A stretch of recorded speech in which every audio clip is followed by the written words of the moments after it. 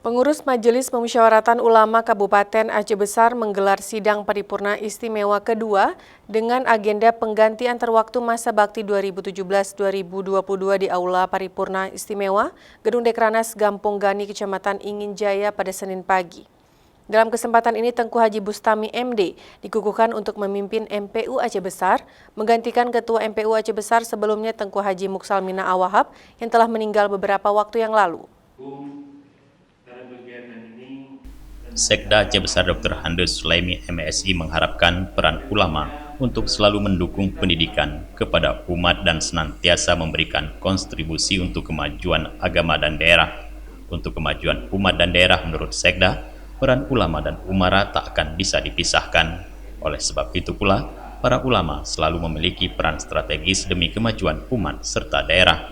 Akan melaksanakan program-program dan gagasan-gagasan sehingga antara pemerintah Kabupaten Aceh Besar dan MPU Aceh Besar bisa bersinergi. Mungkin banyak hal disampaikan oleh Abi Hasbi tadi. Pada prinsipnya pemerintah Kabupaten Aceh Besar sangat mendukung program-program yang dijalankan oleh MPU Kabupaten Aceh Besar, dan Bapak Bupati dan Wakil Bupati tentunya punya visi dan misi dalam rangka mendukung kegiatan dan program daripada MPU Aceh Besar. Ketua MPU Aceh Besar yang baru, Tengku Haji Bustami MD menyatakan pihaknya akan selalu komit melakukan pengkaderan dan pembinaan umat.